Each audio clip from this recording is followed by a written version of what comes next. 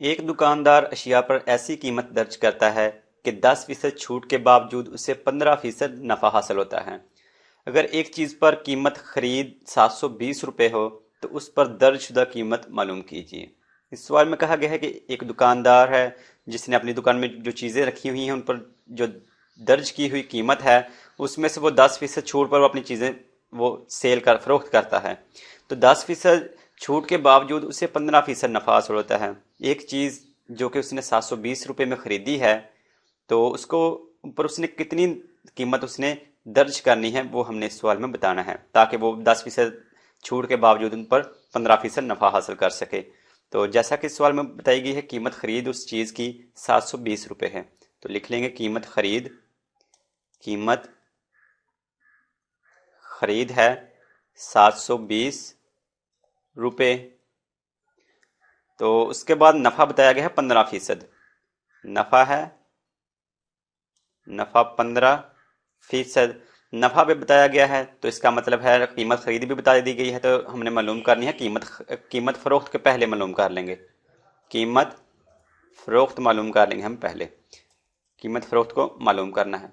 तो जैसा कि हम पहले भी इस तरह के सवाल हल कर चुके हैं, पहले देखना होता है नफा हो रही है नुकसान हासिल हो रहा है। तो यहाँ पर नफा की बात की गई है 15%, इसलिए नफा का फार्मूला लिखेंगे। नफा कब हासिल होता है? जब कीमत फरोख्त ज्यादा हो। कीमत फरोख्त ज्यादा हो किससे? कीमत खरीद से। कीमत खरीद से यानी कि ज्यादा पैसों में कोई चीज बेची जाए कम पैसों में खरीद के, तो नफा हासिल होता है। इसके बाद हमने देखना है कि हमने मालूम मालूम क्या करना है इस सवाल में।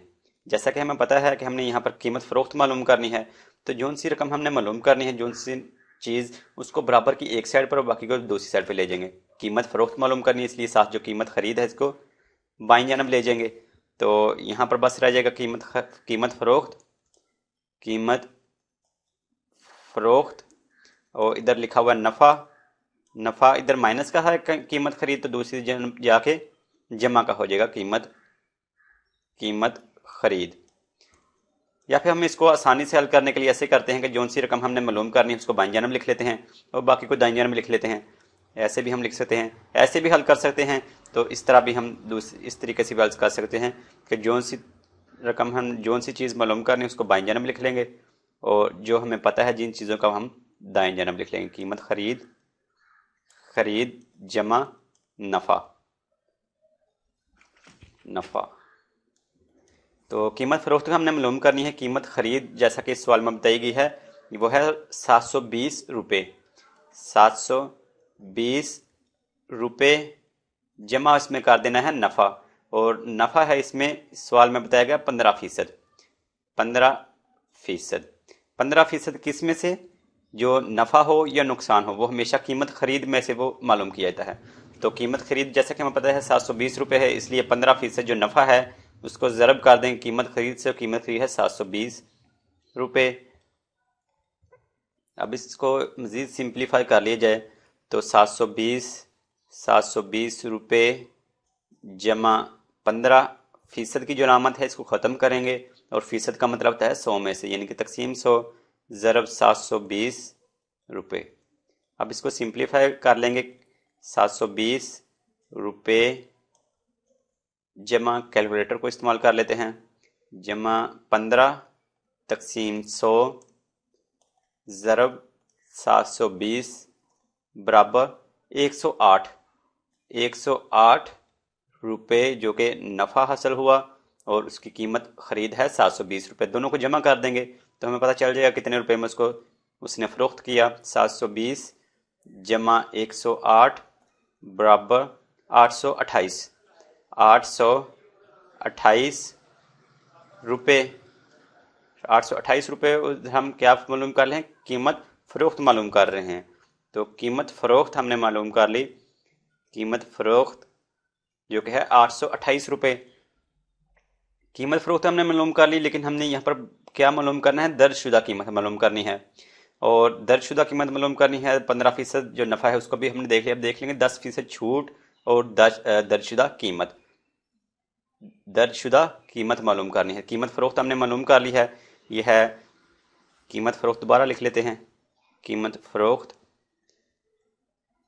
कीमत फ़रोख्त है 828 रुपये, जो कि अभी हमने मालूम की। और उस पर इस सवाल में बताया गया है जब वो किसी चीज़ को फ़रोख्त करता है तो उस पर 10% छूट देता है। छूट है 10%, छूट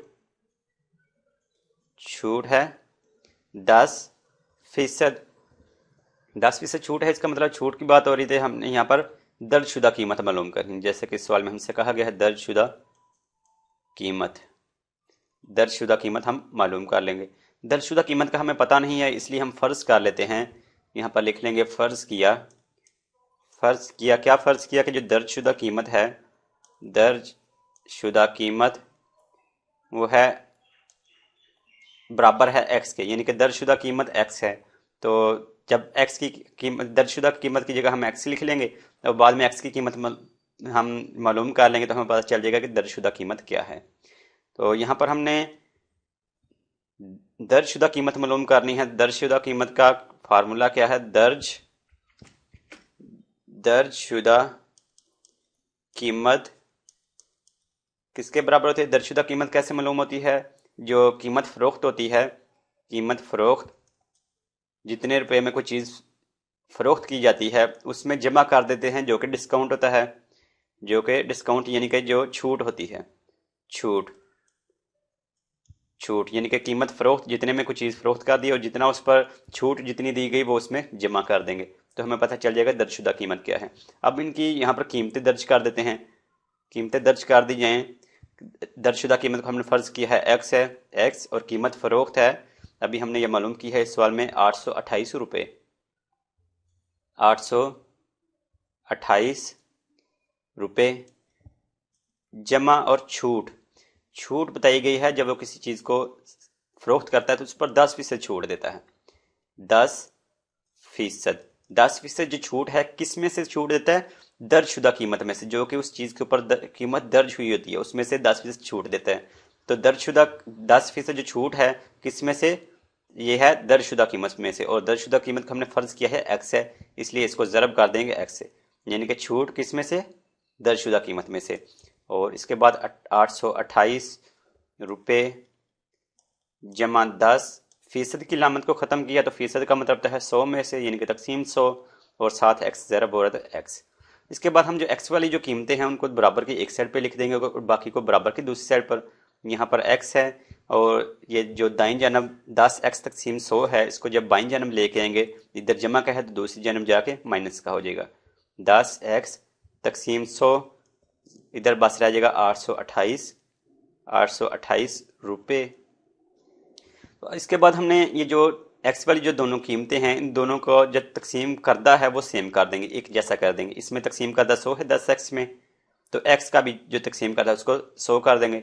जब तकसीम अपने पास से 100 किया तो इसको ज़रब भी 100 से ही करना होगा। अब 100 को x से ज़रब करेंगे तो 100x माइनस 10x, और तकसीम करदा में दोनों का सेम जो तकसीम करदा है वो से एक जैसा ही, इसलिए दोनों में से किसी एक को कॉमन लेके तो बस एक दफ़ा लिखा जाएगा 100 बराबर 828 रुपये। अब 100x में से माइनस कर देंगे 10, यानी कि 100 में से माइनस करें बाकी रह जाएगा 90 और साथ x है, तकसीम करदा में है 100 बराबर 828 रुपये। अब हमने यहाँ पर मालूम क्या करना है? बस x की कीमत मालूम करनी है, क्योंकि हमने दर्जशुदा कीमत को फ़र्ज़ किया है कि x है, तो दर्जशुदा हमने कीमत मालूम करनी है। इसका मतलब है हम x की कीमत मालूम करेंगे तो हमें दर्जशुदा कीमत का पता चल जाएगा। तो जो x के साथ जो बाकी जो कीमतें हैं उनको बराबर की दूसरी साइड पर ले जाएंगे, इनको दाईं जानब ले जाएंगे। पहले 100 को ले लेते हैं, यहाँ पर बस रह जाएगा 90x बराबर 828 और 7 रुपये है, इसको 828 रुपये इधर लिखा हुआ है। और इधर 100 जो है वो तकसीम हो रहा था, तो जब इसको दाईं जानब लेके जाएंगे तो ये हो जाएगा ज़रब, इसको ज़रब कर देंगे फिर 100 से। इसी तरह जो साथ x के साथ 90 जो ज़रब हो रहा है इसको भी दूसरी साइड पे ले जाएंगे, तो यहाँ पर बस x रह जाएगा। इस इधर 828 रुपये और ज़रब है 700। इधर जो 90 है x के साथ ज़रब हो रहा था दूसरी साइड पे जाके तकसीम हो जाएगा, तकसीम इसको कर देंगे 90 से। अब हम इसको सिंप्लीफाई कर लेंगे, इनके 828 ज़रब 100 तकसीम 90 से कर देंगे तो हमें x की कीमत का पता चल जाएगा। 828 ज़रब 100 तकसीम 90 बराबर 920। 920 कलर थोड़ा सा चेंज करके चलो इसे लिख लेते हैं। 920 और 7 रुपये लिखा हुआ है। 920 और 7 रुपये भी लिखा हुआ है, इसलिए 7 रुपये लिखेंगे। 920 रुपये हुई एक्स की कीमत। और यहाँ पर हमने एक्स क्या फ़र्ज़ किया है कि दर्जशुदा कीमत जो है वो एक्स है। दर्जशुदा कीमत एक्स के बराबर है, तो एक्स के लिख लें या दर्जशुदा कीमत लिख लें, दोनों का एक ही मतलब है, इसलिए हम यहाँ पर लिख लेते हैं जो यहाँ पर लिखा हुआ है एक्स, इसको हम लिख सकते हैं दर्जशुदा कीमत। दर्जशुदा कीमत है क्या है 920 रुपये। और यही इस सवाल में हमसे कहा गया है कि दर्जशुदा कीमत जो है वो मालूम करनी है, तो वो हमने मालूम कर ली 920 रुपये।